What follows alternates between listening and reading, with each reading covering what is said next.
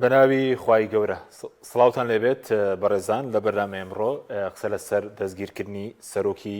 شارەوانی ئەستەمبوڵ ئەکرەم ئیمام ئۆغڵۆ دەکەین کە لەلایەن دادگاوە دەستگیر کراوە باز لەوە کاری دەستگیرکردنەکەی چییە هیچ کاریگەرێکی دەبێت لەسەر دۆخی تورکیا و ئایا لەمە دووە مافیەوەی لێرە سێنرێتەوە بەربژێرێ بۆ سەرۆکۆماری داهاتووی تورکیا و کاریگەری لەسەر پرۆسی ئاشتی چی دەبێت و باز لە تێڕوانینی پارتەکەی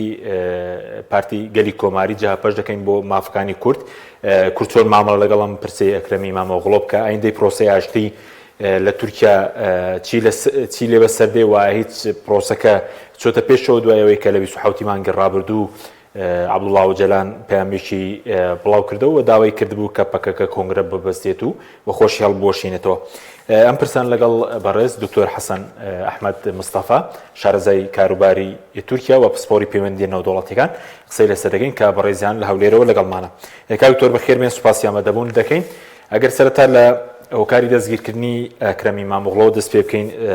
سەرۆکی گەورە شارەوانی ئیستەمبوڵ کە دوێنێ دەستگیر کرا و هەندێک خۆپیشاندان و ناڕەزایەتی شەبوو هۆکارەکەی چییە و چ کاریگەریەکی دەبێت لەسەر دۆخی تورکیا؟ بێشک کاریگەری زۆری لەسەر هەیکەلی دەوڵەتی تورکیا دەبێت لەسەر ستراکچەری دادگا دەبێت لەسەر ڕپوتەیشن ئەوەی پێی دەڵێن ئاوڕووی سیاسی دەوڵەتی تورکیا دەبێت لە قۆناغێکی گەلێک هەستیاردا کە تورکیا بەرەو ئەوە دەچێت کە ڕزێب تەیب ئەردۆغان هەردووک گەڕی دەسەڵاتەکەی کە 4 ساڵە تەواو بکات یاخود بڵێین دوو گەڕی دەسەڵاتە ساڵەکان کێشە نییە زیاتر بەڵام بۆی نییە لە 2 ساڵ زیاتر بە گوێرەی مادەکانی دەستوری تورکیا خۆی کاندید بکاتەوە ئەبێ کاندیدێکی تر بێتە پێشەوە مەگەر ئەوەی کە دەستوری بۆ هەموار بکرێ بە تایبەتی مادەی 101 دەستوری تورکیا. ئەوەی کە ڕوبەڕووی ئەکرەم ئیمام ئۆغڵو کرایەوە پرسێکی هێجگار سەرنجڕاکێشە لە ئێستای ناوچەکەدا زۆربەی کەناڵەکانی ڕاگەیاندن زۆربەی شرۆڤەکاران زۆربەی ئەوانەی لەسەر تاسەری جیهان ناوچەکە مناقەشەی دەکەن ڕێیەکی وەکوێکیان هەیە ئەویش ئەوەیە کە سەرۆک کۆمار ئەردۆغان دەیەوێت ڕەقیبەکەی لە پێشخۆی لا ببە بە چ شێوەزێک لای ببە ئەوەیە کە ئەم کەیسانە لە ئارادایە لە ڕاستیدا سەرەتا تەنها باسی پرسی بڕوانامەکەی بوو بەس دوایی مەسەلەی هاوکاری تیرۆر و پرسی گەندەڵی و جیرانی 100 کەسێک لەگەڵی داهاتە پێشەوە. کاک حەکیم ئەمە و بابەتێکی گرنگتر لەوە هەیە با بڵێین هەر بۆ وەڵامی پرسیارەکەی بەڕێزت ئەویش ئەوەیە کە لە مێژووی 100 ساڵی تورکیادا دەستبژێری سیاسی یا ئەو کەسەی وەک فیگەری سیاسی دەردەکەوێ ڕۆڵ پەیدا دەکا دەناسرێ خەڵک چاوی لێی دەبێ ڕۆڵێکی کاریگەری لە ئاراستەکردنی سیاسەتی ناوخۆی تورکیا پێکاتەی ستراکچەری دەوڵەتەکە و پۆلیسیەکانی و سیاسەتی دەرەوەی تورکیادا هەیە. ئەمە بۆ کەمال ئەتاتورک ڕاست بوو ئەمە بۆ عیسمەت ئینونۆ کە زۆر باوەڕ پێکراوی بوو لە دوای 38ەوە کە کەمال ئەتاتورک وەفاتی کردەواتە شوێنی ڕاست بوو و بۆ کوداتێچیەکانی ساڵی 60ەوەی لە هەفتەکان هاتن جەنەڕاڵەکان و بۆ کانعان ئەورەن ڕاست بوو بۆ تۆرکوت ئوزار ڕاست بوو بۆ نەجمەدین ئەربەکان ڕاست بوو بۆ ئەردۆغانیش ڕاست بوو یعنی فیگەر زۆر موهیمە لە مێژووی تورکیادا خەڵکی تورکیا دایم دەیانەوێ یەکێک وەک پاڵەوان لە پێشیان بێ و زۆر باوەڕ بە پروپاگەندە ئەوەی پێی دەڵێن ئەژیتەی سیاسی دەکەن. ئەکرەم ئیمام ئۆغڵو لە کاتێکدا کە خەڵک هیلاک بوو لە دەستی پارتی دادوگەشە پێدان دەرکەوت بوو حاضر بوو یعنی پارتی جەهاپە کە پارتێکی تەقلیدی تورکیایە 50 ساڵ حکمی تاکڕەوی تورکیای کردووە پارتی مستەفا کەمالە خۆی بە میراتگیری سیاسەتی دەوڵەت دەزانێت لە ڕاستیدا هەموو ئومێدیان بەو هەڵواسی بوو لەبەرەوەی ئەو وەکو ئەو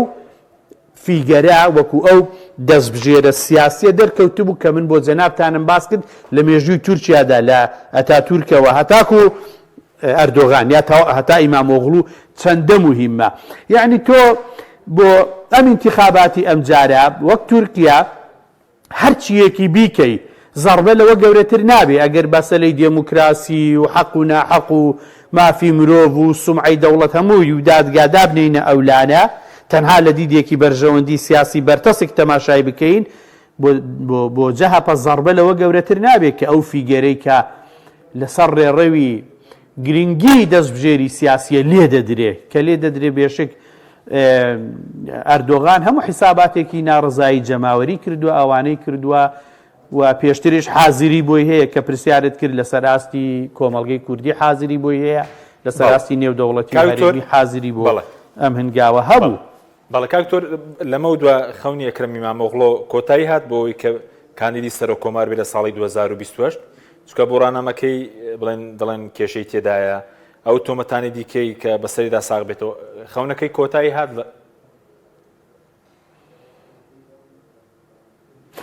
بە گوێرەی مادەی دەستوری 101 بە تایبەتی دەبێ ئەوانەی دەبنە سەرۆک کۆمار بڕوانامەی بە کالوریۆسیان هەبێ باچلەریان هەبێ ئەو بڕوانامەکەی هەڵوەشایەوە یعنی لایەن زانکۆیەوە لی وەرگیراوێ ئێستا ئیمامۆغڵو بڕوانامەی خوار زانکۆی هەیە یا تەنها هەتا هایسکوڵ خوێندنی ئەوەی هەیەی بۆیە ناتوانین بڵێین کە دەتوانێت خۆی کاندید بکاتەوە. ئەمە پرسێکی دیکە ئەوەیە کە لە ڕاستیدا مەسلەی تیرۆر پرسی تیرۆریشی دراوەتە پاڵ ئەو خۆی دەبواە ڕۆژی 23 مانگ یعنی 3 ڕۆژی تر لە کۆبوونەوەیەکی گەورەی پارتەکەیدا ئەوەی کردبا خۆی یەکلا کردبایەوە کە ئامادەیە بۆ کەمپینی سەرۆک کۆمار بستە ناو کێبڕکەیەکەوە جەها پاش ومێدیان بەو هەبوو بەڵامی تر دەبێ بزانین 23 مانگ چی دەبێت لە ناو جاپەدا چی تر کاندید دەکەن لەوانەشە جارێک کەس کاندید نەکەن لەبەرەوەی کاتی ماوە 2 ساڵ زیاد لە 2 ساڵی ماوە کاتیمە لەوانەیە جارێ چاوەڕێ بکەن چی دەبێت بەڵام لەبەر ئەوەی جەهاپە لە ئێستادا تەنهایە جەهاپە کوردەکان لەگەڵی نین مەهاپە لەگەڵی نییە خۆی هێزێکی کەمی نییە مزاهرەکانمان بینین بەڵام ئەم هێزە نییە بتوانێت کاریگەری لەسەر بڕیاری دەوڵەت دروست بکە لەبەرەوەی پرۆسەی ئاشتی هەیە لەگەڵ بەڕێز ئۆجەلان و کوردی تورکیا مەجبورن یعنی ئەردۆغان تایپ و مێنتاڵەتەکەی وایە مەجبورن دەبێت لەگەڵی بن بۆ ئەم قۆناغە چکە قۆناغی دوای ئەوە چییە خۆی سەرۆک کۆمار ئەردۆغان یا پارتی داد و گەشە پێدان یا دادگایە دەسەڵات لەوێ بۆ چی دێت ئەم پیاوە لەسەر ڕێی خۆیان لا دەبن بۆی بۆ جاری سێم سەرۆک کۆمار هەڵبژێرێتەوە ئەی دەستوریش ڕێگانادا دەبێت مادەی دەستوری بۆ هەموار بکەن یاساکەی بۆ یاساکە بە تەنها هەموار ناکرێت دەبێت کوردیشی لەگەڵ بێ بەشێکی لەم پرۆسە چارەسەریەی هەبوو بۆ ئەوە بوو کە کوردی لەگەڵ بێ بێشک لەگەڵیشی دەبن ناکرێت لەگەڵی نەبن چکە ئەگەر لە پەرلەمان دەنگ بە هەمواری دادگایەکە نەدەن لە ڕاستیدا ئەو کاتە پرۆسەی چارەسەریەکە بە یەکجاری تێک دەچێت ئەوە معنایەکی تریشی هەیە کاک حەکیم معنایەکی تریشی هەیە ئەو معنای هەیە کە کوردیش هاوبەشە لەو موعامەرەی لە ئیمام ئۆغڵو کراوە دەبەری بە قووەتی ئەوانیش کراوە ڕاستە منیش و جەنابیشت دەڵێن مەحکومە و نادێموکراسیە بەڵام هیچی وەک ئەوەی نییە گە کورد 20 میلیۆن کورد لەسەر جادە بایە بێشک ئاکەپەنەی دەتوانی ئەوە بکە بەس پشت ئەستورە بەو شتێککە دروست کراوە لە تورکیا بەناوی پرۆسەی چارەسەری بۆیە پرسەکە زۆر بە هەستیاری دەڕوە و جەهاپە بەتەنهایە هەرچەندە جەهاپە لە بیرمان بێکە هاوپەیمانێکی استراتیژی تاریخی وەک دەڵێ وەک میراتێک ئیسرائیل و ئەمریکایە هاوپەیمانی پەنتاگۆنە و هەموو ئەو میراتەی کە زەوت کراوە لەو زەوت کراوە لە مەسەلەی هێزی دەسەڵاتی لەشکێر پەیوەندیە پتەوەکانی نێوان ئەوان و ناتۆ و زۆر بابەتی تر بۆیە دەتوانین بڵێین لەو قۆناغەشدا دەسەڵاتی ئێستا بە پێویستی زانی کە هەنگاوێکی وا بنێ لە بەرەوەی هەژمونی ئیسرائیل و ئەمریکا لە منتیقەکە زیاد دەکا ئەمەش هێزی دەدایە هەڵبژاردننی داهاتووی جەهاپە لەمەشەوە تەدابیرێکیان وەرگرت تەدابیری ناوخۆی لەگەڵ کورد ئاشتیان کرد بۆیە زەحمەتە بەڕاستی ئەم پیاوە بتوانێ وا بە ئاسانی بێتەوە ناو کێبڕکێ سیاسیەکە باشە کاکتۆر بۆ کورد ئەکرەمی مامۆغڵۆ تێڕوانی چۆنە باشە یاخود ئەگەر لە بینی حیزبەکەی ئەردۆغان و ئەکرەمی مامۆغڵۆ بۆ کورد کامیان باشترە ئێستا ئەگەر ئەو بێتە سەرۆک کۆمار یاخود ئەردۆغان بمێنێت چکە لە دوێنێەوە لە تۆڕە کۆمەڵایەتیەکان هەندێک خەڵک پشگیری هەبوو بۆ ئەکرەمی مامۆغڵۆ هەندێک بڵێن ڤیدیۆش بڵاوکراونەوە هی وڵاتی تر بوون بڵێن خۆپیشاندانی وڵاتی تر بوون وتیان تورکیا بڵێن دەڕوخێت و ئەوانە بۆ کورد کامیان باشترە جارە پێش هەموو شتێک منیش تێبینی ئەوم کردێ هەڵەیەکی لۆژیکی هەبوو لەم دروشمانەی هەبوون ئەویش ئەوەیە با من لێرە شتێکی گرنگ بۆ جەنابەت ڕوون بکەمەوە کە کەمتر ئەوانەی کە لە پرسی تورکیادا قوڵ نین کەمتر لەم بابەتە تێدەگەن ئەویش ئەوەیە بە ژوێرەی مادەی 1 مادەی 2 مادەی 3 مادەی 4 دەستوری تورکیا کە ئەم چوار مادەیە ستراکچەری ئێستای دەوڵەتی تورکیا پێک دەهێنن لە ناوی دەوڵەتەکە لە خاکی دەوڵەتەکە لە تاقانەبوونی زمانی تورکی بە زمانی ڕسمی دەوڵەتەکە لە مۆنۆپۆلبوونی سیستەمی سیاسی بۆ عەلمانیەت و کەمالیزم بۆ عەلمانیەت و کەمالیزم لە مادەی یەکەمدا پێت دەڵێ تورکیایە لە مادەی دووەمدا وەسفی ئاڵایەکە و ناوەکە و تەرتیباتوانە لە مادەی سێمدا پێت ئەڵێ کە ئەم دەسەڵاتە هەیە یا ئەم کۆمارەی هەیە کۆمارێکی عەلمانی کەمالیە لە مادەی چوارەم چی دەڵێ کاکە حەکیم لە مادەی چوارەم دەڵێ ئەم سێ مادەیە نەدەگۆڕدرێن نە هەموار دەکرێن ئەمما چوار مادەیە چن ئەو چوار مادەیە شوناس هەویە پارتی جەهەپەن نەکی ئەردۆغان لە دژایەتیکردنی چوار مادەیەدا کورد و ئیسلامیەکان بەیەکەون کورد و ئیسلامیەکان بەیەکەون ئەمە هەر لە تەلەڤیزۆنی پێیان ناڵێم من پێشتریش مناقەشەم کردووە لەسەر ئەو تەوەرانە دەستوری تورکیا دەستورێکە دژی ئیسلامیەکان دژی ئیسلام و بە ڕێکخستنکردن و حتا جوڵەی مەدەنی و دژی کورد بە زمانەکەیەوە بەبوونیەوە بە هەموو چالاکیەکیەوە لێرەدا شتێکی دژ بە یەک دروست دەبێ ئەویش چییە؟ ئەو پارتە جەهەپەیە کە وەکو ئۆپۆزیسیۆن ناوی دەبین من و بەڕێستان و ئەو سۆشیال میدیای باستان کرد و لە کۆمەڵێک بلاتفۆرمی دیکەدا لە ڕاستیدا ئۆپۆزیسیۆن نییە پارێزەری دەوڵەتە پارێزەری ئەو چوار مادەیە بۆیە هەرگیز جەهەپە لەگەڵ ڕوخاندنی دەسەڵات نییە چکە ئەو خۆی بڵێن لە ئێستا لە شوێنی ئۆپۆزیسیۆنە باوا دابنین بەڵام لە خەیاڵی خۆیدا لە پرۆگرامیدا لە پرەنسیپیدا دەسەڵاتە ئەردۆغان ئۆپۆزیسیۆنە ببینە عنی لێرە تۆ وەرە لە تورکیا تێبگا وەرە کەسێک کە لی قوڵ نەبی لی تێبگا دەسەڵات ئۆپۆزیسیۆن بێ ئۆپۆزیسیۆن دەسەڵات بێ بە چه معنایەک بەو معنای کە ئەو ئۆپۆزیسیۆنەی ئیمام ئۆغڵوەکەی گیراوە لەسەر جادەیە داوای پاراستنی بنەماکانی دەوڵەت و دەستوری ساڵی 1982 دەکا کە دەستورێکی فاشیستانەی عسکەریانەیە دژ بە کۆی نەفەسی ئینسانیە وەختی خۆی نووسەرێک باسیەوەی کردبوو من دیمانەیەکم لەگەڵ ڕەحمەتی محەممەد عەلی بیران هەبوو کاتی خۆی ئەو ئارگومنتێکی زۆر زیرەکانەی بەکارهێنا گوتی دەستورەکەی ئێمە چوارچێوەیە کە ئەوەی پێی ڕازی بێ وەک دوو پشک بەخۆوەی دەدا کورد بێ کورد نامێنێ ئیسلامی بێ ئیسلامی نابێنێ هەتا ئەلمانیش بێ ئەلمانی نابێنێ دەبێتە ئەلمانیەک بە گوێرەی ئەوەی کە مستەفا کەمال ئەتاتورک دایڕشتووە یعنی لێرە ئاڵۆزیەک هەیە تێکەڵیەک هەیە ئەویش ئەوەیە کە ئەم دەستورە دەستورێکی زۆر تەقلیدیە بەس ئۆپۆزیسیۆن دەیپارێزێ بەس ئیمام ئۆغڵو دەیپارێزبێ حتا ئەم دەوڵەت باخچەلی کە پرسی هاشتی ڕێگەیاندووە ئامادە نییە و چوار مادەی دەستور بە هیچ شێوەیەک بگۆڕدرێن چونکە شوناسی ئەویشن بەس فعلەن ئیسلامیەکان هەر حرەکەتێک بن بە ڕەجەب بەردۆغانیشەوە بۆیان بکرێ ئەم دەستورە دەگۆڕن ئێستاش کە ئەم هەنگاوە بووە هەندێک مادەی دەستور دەبێ هەموار بکەن نەک بگۆڕن یەکێک لەوانە ڕێدانەوەی بۆ سێم جارە کە سەرۆک کۆمار هەڵبژێرێتەوە یا یەک شەخص ڕێی پێ بدرێ خۆی کاندید بکاتەوە بۆ ئەمەش داوای لە دەنگی کوردەکان دەکەن کە دەنگیان پێ بدەن بەڵێ بەڵێ بەس وەکو بۆ کورد کامیان باشترە وەکو پارتەکەی کەمە ئەگەر بەڕوونتر وەڵاممان دێوە پارتی گەلی کۆماری ئەکرەم ئیمام ئۆغڵۆ یاخود ڕەجەب تەیب ئەردۆغان تێبینی هەیە لەسەر حکومڕانی ئەردۆغانیش بێگومان بەس بۆ کورد بۆ پرۆسەی ئاشتی کامیان بۆ قۆناغی داهات و باشترە بێشک هەر پرۆسەیەکی ئاشتی هەر ڕیکلامێک بۆ ئاشتی هەر دانیشتنێک ژێربەژێر بێ و بە ئاشکرا بێ تاکتیکی بێ یان تاکتیکی نەبێ نیەت باش بیان خراپ بێ من هەر بە باشی دەزانم لەبەر ئەوەی سەردەمی خەباتی چەکداری تقریبەن هەتا ڕادەیەکی زۆر بەرامبەر بە ئای و بەرامبەر بە سمارت تەکنەلۆژی ئێستا بەرامبەر بە میلیتری وەک جۆن دەڵێت تەکنیکەی کە ئێستا تەقەنیکایە بە بنبەست گەیشتووە تقریبەن ئەو جەنگەی هەبوو لە دوای جەنگی جیهانی دووەمەوە لە لایەکەوە ڕاست پشتیوانی دەکرد دژی ڕاست چەپی سۆڤیەتی پشتیوانی دەکرد ئەو بزوتنەوە چەکداریانە گریلایانە پارتیزانیانە کۆتایان پێهاتووە بۆیە ئاشتی باشە بەڵام لە ڕاستیدا هەرچەندە کە من دەڵێم باشە یعنی لە ئینکارەوە تۆدان بە کورددابنی باشە. ئەمە جوابی پرسیارەکەی جەنابەت نییە. جوابی پرسیارەکەی جەنابەت ئەوەیە کاک حەکیم. هەر ئاشتیەک بە ناو مادەی 1 و 2 3 و 4 دەستوردا دەرباز نەبێ، هەر 1970 مادەکەی دەستوری تورکیا 1970 مادەکەی کەی بۆ بگۆڕی، بەس ئەو 4 مادەیە یەکەم نەگۆڕی،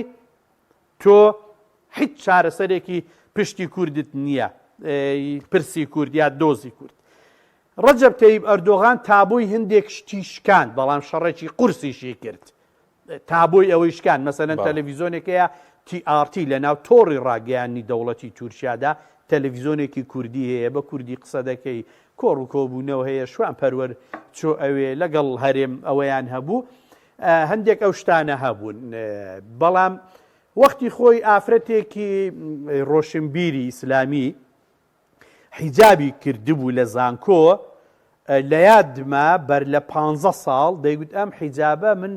بەڕێز ئەردۆغانی دەزانم، بەڵام بۆ ئەوەی بەردەوام پێم وابێ لە غیابی ئەو جارێککە لێم ئەستێننەوە نایە یاسایەکەی بۆ بگۆڕێ، بەس بە هەیبەتی خۆی حیجابی ئازاد کردووە. واتە ئەو دەستکەوتانەی ئێستا لە سای پارتی دادوگەشە پێدانیش کورتهەنی بە یاسایی نەکراون، بە دەستوری نەکراون. بۆ وەڵامی پرسیارەکەت کامیان بۆ کورد هەر هێزێک بیەوێت دەستورەکە بگۆڕێ، ئەوەی کە ناوێ ئەم دەستورە بگۆڕێ جەهەپەیە، ئەوەی کە نایەوێ بونیەی ئەم دەوڵەتە، بنیادی ئەم دەوڵەتە، پێکهاتەی ئەم دەوڵەتە بگۆڕدرێت، دەستورەکەی بگۆڕدرێ، ئەو دەستورەی کە کوردی لە قالب داوە زمانەکەی، ئیرادەکەی، کەرامەتەکەی بلۆک کردووە. بەڕاستی دەستوری 12 ئەیلولی ساڵی 1970ە، ئەو دەستورەی کە دوای کودەتاکان چەند جەنەراڵێک نووسیانەوە، هەر بۆ ئاگارداریشتانە و دەستورەی ساڵی 24 نووسرایەوە، لە ساڵی 3 جەنەراڵیان دیاری کرد، دەستورەکەیان جارێککە لە نوێوە نووسیەوە، لە ساڵی 70 هەمواریان کردەوە 2-3 جەنەراڵ بوون، لە 12 ئەیلولی 80 هەر کۆمەڵێک جەنەراڵ، یعنی 100 ساڵە مێژووی تورکیا بە دەستوری جەنەراڵەکانی سەربازەکان بەڕێوە دەچێت کە دەستوری جەهەپەیە. کەواتە دەتوانین بڵێین وەکو ئەوەی کە ئێستا پارتی داد ئیشی پێیە بۆ کورد هەندێک ئیسفادەی هەیە، دەتوانی ئیسفادەی لێ بکەی، ئەو پتابۆی توانەوە و ئەوانە بشکێنی، بەڵام شتێکی ئەساسی لە ئارادا نیە سەبارەت بە دەستور. هەرچەندە من تێبینی دەکەم جەنابیشتان تێبینی بکەن لە بەروی فشاری جەهەپە و کۆمەڵگای تورکیا و نێودەوڵەتیان لەسەرە، و نابێ ئەردۆغان بە جارێک دەست لە هەردووک لە کوردیش و لە جەهەپەش بەربدا، لە ماوەی هەندێک ئیمتیاز دەداتە کورد، لەگەڵیان نەرم دەبێ، لەگەڵ بەڕێز ئۆجەلان نەرم دەبێ. کوردەکان ماوەیەکە لە قەندیلەوە قسەی تون دەکەن، دەزانن دەرفەتە، ئەو ناتوانێ ئەو هەر جوابی نەرم ئەدەنەوە، لە بەرەوەی ناکرێ خۆیان لە وەکو دەڵێ لەو بەر و لەو بەریش بکەن، لە کوردیش و لە جەهەپەش بکەن. بەڵام هیچیان بۆ کورد تا ئێستا نیەتی گۆڕینی دەستوریان نییە، یا ئەگەر بڵێین پارتی دادوگەشە پێدا نیەتی گۆڕینی دەستورەکەشی هەبێ، لە ڕاستیدا ئاسان نییە. لێرە یەک بابەتی زۆر گرنگکەیە، ئەویش ئەوەیە کە لە مێژووی تورکیادا لە ساڵی 1923ەوە لە پەیمانی لۆزانەوە مەکینەی دەوڵەت، مەکینەی شەڕی سایکۆلۆژی دەوڵەت، ئیعلامی دەوڵەت، ئیجوکیشن بەسەلەی پەروەردا، کۆمەڵگەی تورکی هیچگار ئالۆز کردووە بەرامبەر بە پرسی کورد. یعنی ئێستا بەڕێز ئەردۆغان کە بیەوێت چارەسەرەکەش بکە، تۆزێک ڕایگشتی کێشەیە و بە سەبارەت بە جەهەپە چەند جارێک ڕایگەیان گوتی ئەگەر ڕاست دەکەن دەترسا لە بەرەها حرەکەتێکی ئاوا ڕوو بدا و دەمی کورد بگرێت ناچار بکەن. چەند جارێک دەیگوت ڕاست ناکەن، چارەسەرەکە ناکەن، وەرن لە پەرلەمانەوەی بکەن، دەیزانی کە لە پەرلەمان نایهێن و نایکەن. باشە کاکتۆر، ئەو 4 مادەی کە باست کرد چی لە خۆ دەگرێن و ئەگەر پرۆسەی ئاشتی بچێتە پێشەوە دەم پارتی لەگەڵ پەرلەمانتەرەکانی پارتی دادوگەشە پێدان و ناتوانرێت دەستورەکان وارکردنەوە لە ناو پەرلەمان؟ پێم وابێ لەبەر ئەوەی کە خۆی ئەگەر نەیان توانی با ئیمام ئۆغڵو نەدەگیرە، پارتی دەسەڵاتدار پێی وایە کە دەتوانێت لەگەڵ کوردەکان مادەی 101 دەستور هەموار بکە، کەواتە کە بتوانێت ئەم مادە هەموار بکە، مادەکانی تریش هەموار بکرێن. بەڵام لێرە کێشەیەکی گۆڕین و چارەسەری مادەی 1 و 2 3مان هەیە.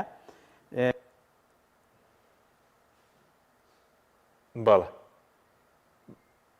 باسی چی دەکە کاکتۆر مادەی 1 و 2 3؟ 1 و 2 3 ئەوەیە کە دەڵێ دەستوری تورکیا بە پێی وایە کە دەتوانێت لەگەڵ کوردەکان مادەی 101 و 102 هەموار بکە، کەواتە کە بتوانێت ئەم مادە هەموار بکە، مادەکانی تریش هەموار بکرێن. بەڵام لێرە کێشەیەکی گۆڕین و چارەسەری مادەی 1 و 2 3مان هەیە. باسی چی دەکە کاکتۆر مادەی 1 و 2 3؟ بەڵێ دیارە کاکتۆر داوا لەبرنیەکەین گرفتێکمان بۆ دروست بوو لەگەڵ کاکتۆر وەکو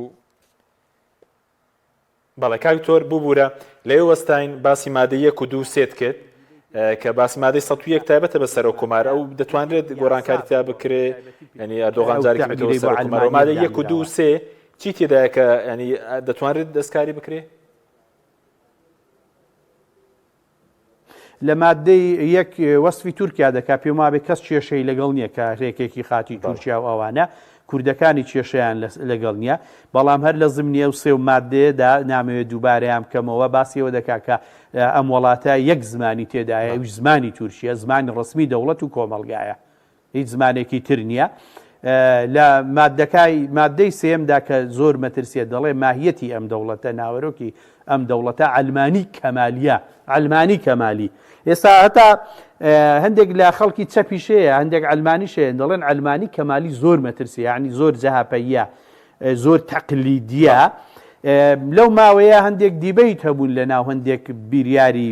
چەپیش و ئیسلامیش گەیشتبوونێک باسی ئەوەیان دەکرد کە ئەگەر ئێمە ناتوانین دەستورەکەش بگۆڕین چکا دەستورەکە ناکرێ هەموار بکرێت دەبێ هەمووی فڕە بدرێ هەمووی لا ببرێ ئەردۆغان چەند جارێک خۆی ڕایگەیاندووە دەڵێت دەستورێکی خینکێنەرە دەستورێکی وشکە دەستورێکی بێمەعنایە ئەبێ بگۆڕدرێ کۆسپە لە بەردەممان ئەبێ لا ببرێ لێرە حەلێکی وەسەتیان دۆزیوەتەوە حەلەکە ئەوەیە ئەگەر ناتوانن ئەم دەستورە بگۆڕن بابێن پێناسەی ئەلمانیەت بگۆڕن و بێن پێناسە بۆ کاری ئیسلامی بگۆڕن بەس باسی کورد ناکەن یعنی چکا سەبارەت بە کورد هەموار دادی نادا هەموارەکە بۆ هەموارەکە مادەی 1 و 2 3 ڕێگا بەوە نادا جگە لە زمانی تورکی زمانێکی دیکە هەبێ زمانێکی تر هەبێ بۆیە دەبێ مادەی 3 بگۆڕدرێ مادەی 2 بگۆڕدرێ ئەو جار تۆ دەتوانی زمانی کوردیت هەبێ تۆ دەبێ مادەی 3 بگۆڕی ئەو جار تۆ دەتوانی حیزبێکی بۆ معلوماتت ئێستا پارتی داد و گەشە پێدان مەترسی داخرانی لەسەرەگە لە دەسەڵات نەبێ و ئەو هینە جەماوەریە و ئەو اقتصادی نەهێنا باگۆڕێ بە گوێرەی دەستوری یاساغا و چالاکی سیاسیانەی ئەوە دەیکا یعنی لێرە دابڕانێکی زۆر هەیە دەستور لەلایەکە کۆمەلگا لەلایەکی ترە واقعی میلەتی کورد لەلایەکە دەستور لەلایەکی ترە واقعی ئیسلامی لەلایەکی ترە دەستور لەلایەکی ترە ئەو کۆمەلگایە سیاسەتەکانی پێچێکی گەورەی کردوتەوە بە ئاراستەی کۆمەلگای ڕەسەنایەتی خۆی کە کۆمەلگای شەرقیە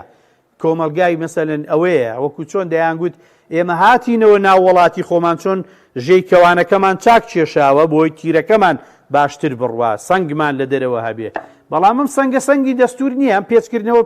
لە ڕاستیدا دەستوری بۆ نەگۆڕدراوە ئەبێ ئەم دەستورە کەلا نابرێ مادەکان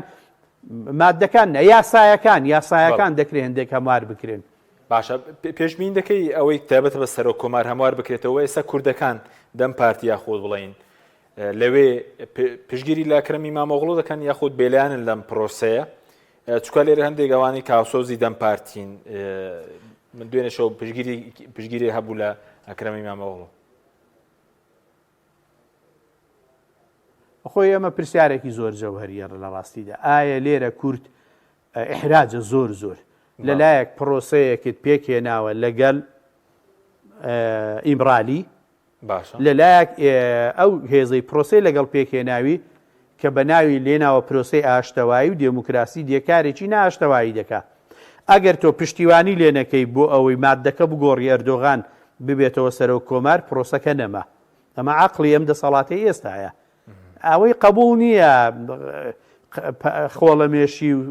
ڕەنگەکانی تر یا ڕەشە یا سپێ لای ئەم دەسەڵاتە یا لەگەڵمی یا لە بەرەی جەهەپەی بەڕاستیش ئەو ڕۆنە بەڕێز ئۆجەلان و نە کوردەکان و نەدەم پارتی ئامادە نین وەزعەکەیان لەگەڵ بەڕێز سەرۆک کۆمار تێک بدەن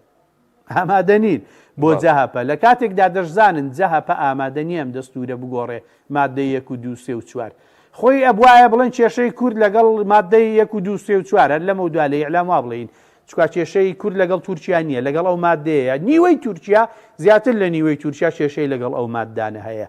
چەندە کورد بەدەست ئەم مادانەوە دەناڵێنێ هێندەی هێزەکانی دیکە بەدەستیەوە دەناڵێنن لە ڕاستیدا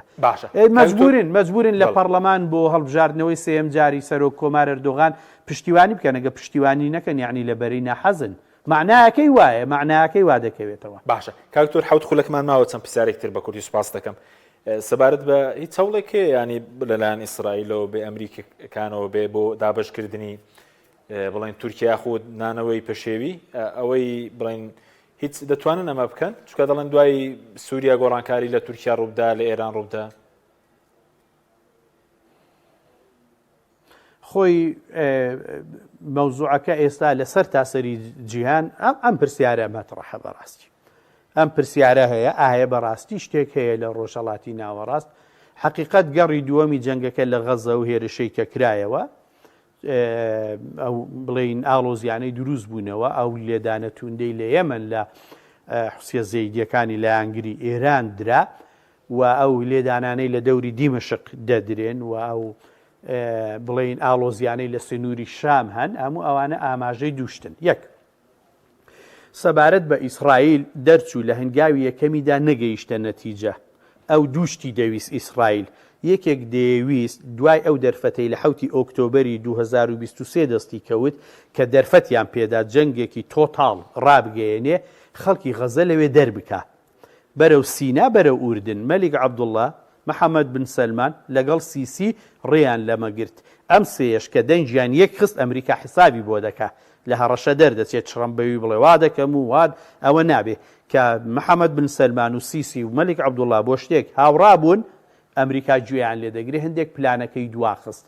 بۆیە ئیسرائیل لەم خاڵەدا نەگەیشتە نەتیجە خاڵی دووەم دێمە سەرەوەی تورکیا جواب بدەدەمەوە خاڵی دووەم لەوەدا نەگەیشتە نەتیجە کە ئەو گۆڕانە ئەمنیە گەورەیەی دەیویست بیکا لەبەرەوەی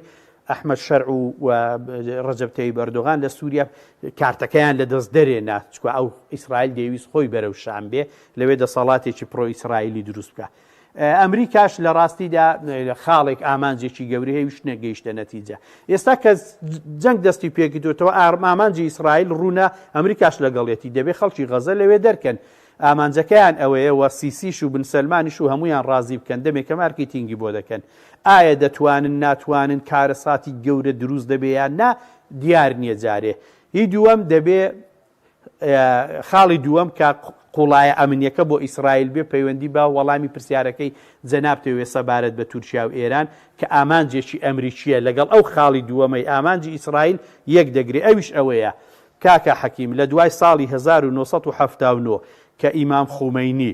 شۆڕشی ئیسلامی ئێرانی دەست پێ کردو و دەسەڵاتی گرتوۆتە دەست گاپێک بۆ شایەک دروست بووە ئەمریکا زۆر لە دەستی ناڵاندووە لەبەرەوەی ئێران پایەگایەک یا مەقەڕێکی ئەمینی ئەمریکا بووە و شای ئێران پێش خومەینی نوێنەری ئەمریکا بووە ئەمە لەولایەدا بنێ تورکیاش هەتا ساڵی 2002 بە هەمان شێوە بووە پایەگایەکی ئەمریکی بووە لە بنکەی ئەنجەرلیکەوە لە ئەتۆمەکەیەوە کە لەوێ بووە لەوەی کە نێزیکترین سەنگەر بووە بە گوێرەی ترومان دیکترین کە دەڵێ ئەگەر ئێمە هاوکاری تورکیا و یۆنان نەکەین و دیوارێک لە پێش سۆڤیەت دروست نەکەین سۆڤیەت دێت و خسارێکی گەورە لە منتیقەکە دەدا هەموو هاوکاریەکی تورکیا کراوە بە درێژایی جەنگی سارد و دوای جەنگی ساردیش هەر هاوپەیمان بوون بەڵام لە دوای هاتنی ڕەجەب تەیب ئەردۆغان ناڵێم ڕێک ئەوەی کە خومەینی ئیمام خومەینی لە ساڵی 1970 کردی ئەویش کردی بەڵام زۆری فەرق نییە لە لیبیا تەماشا بکە لە سووریا تەماشا بکە چۆن کێشە بۆ ئەمریکا دروست دەکات کەواتە ئەمریکایەک ئامانجی هەیە پرسیارەکەت زۆر زیرەکانە بوو ئامانجەکەی ئەمریکا ئەوەیە کە ئیسرائیل دەکاتە پۆلیسی ڕۆژهەڵاتی ناوەڕاست بۆ معلوماتت ئێستا ئیسرائیل دەتوانێت لە تورکیاش و لە ئێرانیش بدە وڵاتێک کە ئێران 75 هێندەی ئیسرائیلە تورکیا 60 هێندەی ئیسرائیلە ئیسرائیل ئەو هێزە گەورەیەی پێدراوە دەتوانێت لە شەرق ئەوسەد لە عێراق لە سووریا لەوە ئۆڵتیماتۆمیان بداتێ ئۆڵتیماتۆم بدا بە سوودانی ئەوەندە کات دەدەمێ فلانشت بکە مەجبورە بیکە بە ئێران فلانشت دەڵێ ئێران دەیکا وتی تارەکەی جێڕایەوە نەیەشتێ هاوکاری بەشار بکە ئەمە یعنی چێ یعنی ئەمریکا جەنگی ئەو جارە دژی تورکیا و ئێرانە دژی تورکیا و ئێرانە بۆ دەیەوێ بەڕاستی هەژمونەکە تەسلیم بە ئەوە بکە ئیسرائیلیش دەیەوێ ڕۆڵ بە هەندێک نەتەوە بدا کوردەکانن دۆرۆزەکانن هەندێک تایفەی مەزڵومن سوننەیە لە عێراق شیعەیە لە ئەوێ ئیتر بەم شێوەیە باش کاکتۆر سێ خولەکمان ماوە سەبارەت بە ئایندەی پرۆسەی ئاشتی چی لێ چاوەڕێ دەکرد لە 27 مانگی ڕابردووە جەلان پەیامی هەبوو داوای لە پەکەکرد چەک دابنێن کۆنگرە بکەن خۆیان هەڵبۆشێننەوە هیچ بەرەو پێشچوونێک چاوەڕ دەکەی ئەو جەلانیش ئازاد بکرێەوە پێشبینی دەکرێت سپەش پەیامی هەبێت یاخود پرۆسەکە چی لێ بەسەرێت؟ پرۆسەکە هەمووی سەرەو بن بوو تێک ناچێ بەردەوام دەبێت لە بەرەوەی نە کوردیش نە ئەردۆغانیش بژاردەیەکی باشتریان نییە و لەوانەیە ئێستا کوردەکان بتوانن هەندێک ئیمتیازی زیاتری شوەربگرن لە بەرەوەی پارتی داد و دەشە پێدان یا حکوومەتی تورکیا بەهۆی ئەو وەزعی لەگەڵ جەهاپەتیەوەی گلاواییشێکی زۆریان بە کوردەکان هەیە دەتوانن لەوێ ئیسیفادەیان لێ بکەن. پرۆسەکە سەنگی نەما بەڕاستی یعنی تەوا دموکراسی سەنگی نەما ئابڕووی دادگا هەڵبژاردێن ئەوەکان زۆری تێک چووە بەردەوام دەبێت بەڵام لە ڕاستیدا کورد مەجای خۆگرانکردنی زیاترە لەبەرەوەی وەک دەڵێ مەرجەکانی ئەنقەرە بۆ چەکدانانێک بەبێ ئەوەی شەڕ ڕابوەستێ زۆر سەختە یعنیوان شەڕا ناگرن دەشیانەوێ چەکدا بنرێ چەکدانانیش خۆ دۆخێکی ئاشتی دەوێت دۆخێکی بێچەکی دەوێت بۆیە تەسەور دەکەم بەڵێ لێدوان دەبێت لێدوانەکە دەڵێ ئالەبەر ئەوەیە کە ئەبێ ئاشتی ڕابگەێنینەوە دۆخی دەوڵەتەکەیە یعنی لەوێدا پارادۆکسێک هەیە کە ئەویش ئەوەیە کە گفتوگۆی نێوان کورد و تورک لە گفتوگۆی گەلانی دیکەی لە جیهاندا خەباتیان بۆ ئازادی کردووە ناچێت لە گفتوگۆی گەلی شیلی و نیکاراگووە و ڤێتنام و گەلی جەزایر و دواتر شۆڕشی کورد لە عێراق و لە سەردەمی بارزانی نەمر و سەردەمی قازیم حەمەد و سەردەمەکانی تور و شۆڕشی تەواوی گەلانی جیهان ناچێت کە لە کاتێکدا هەردوو لاشە پرزە دەبن دەچندا دەنیشن ئەوە بۆ دەکەم ئەوم بۆ کە نا تورێک دەڵێ نا من هیچت بۆ ناکەم بەمێ مەرد چەرک دادنی خۆم چم ڕۆحم کردەوە بۆ دەکەم کاکە ئەمە نابێت لە تورکیا ڕاست نییە لە دەست هێزێک نییە لە دەست تەواوی هێزەکانە لە بەرەوەی دەنجی کۆی کۆمەڵگای تورکیای دەوێت بۆ لابردنی ئەم دەستورە چوار مادەکە هێنانی دەستورێکی نوێ بەڵێ بە کورتی کاتم نەما ئەو جەلان ئازاد دەکرێت و پێرەسێ بەیانیش پەیامی هەبێ بە کورتی بێ سوپاس دەکەم. خۆی ئەگەر بەڕێز ئەردۆغان بیەوێت نەتیجە لەوەی ئیمام ئۆغڵو وەربگرێ دەبێت کورد ڕازی بکە دەبێت لە پەرلەمان دەنگی کورد بەدەست بێنێ دەنگی پێ بدەن بۆ هەمواری یاسایەکە دەنگەکانی خۆی لەگەڵ دەنگی جاپە و دەنگی کوردەکان دەتوانن هەمواری یاسایەکە بکەن دەتوانن بەڵام خۆی دی ئۆجەلان نایەوێ دوای ئەوەی کە لە ئیمراڵی قالبی گرتووە بە جۆرێک لە سەرکردایەتیکردنی دۆخی خۆیەوە بیەنە ناوجەوێکی دیکەی ئاوە ئالۆزەوە کە کەس تێیدا ئەوە نییە ئەوە لە ئیعلام و لە لێدوانەکان دەخوێنینەوە لەوانەیە هەر لەوێ بتوانن بەجالی لە ئیمرالی بۆ دروستکەن و وەک ماڵێکی بۆ لێ بکەن بتوانێت تەلەڤیزۆنی هەبێ و ئەنتەرنێت بەکاربێنێ و ئەوە بێ لێدوانەکە وەک جاران ناتوانێت بەهێز بێ لە بروی دۆخەکە دۆخێکی بێهێزە لە تورکیا و کوردیش وەک جاران ناتوانێت بە نەرمی بستە پێشەوە ئیمتیازی زیاتریان دەوێ لە ڕاستیدا هەموو شتێک حیساباتی تێکچوو دوای ئەوە دەبێت تەماشا بکەین چی ڕوودەدا. بەڵێ سوپاس دەکەین دکتۆر حەسەن ئەحمەد مستەفا پسپۆری پەیوەندی نێودوڵەتیەکان و شارەزای کاروباری تورکیا زۆر سوپاسیان بەدەبوون دەکەین. سوپاس بۆ بینێرانی بەڕێز سوپاس باوکاران خواتان لەگەڵ.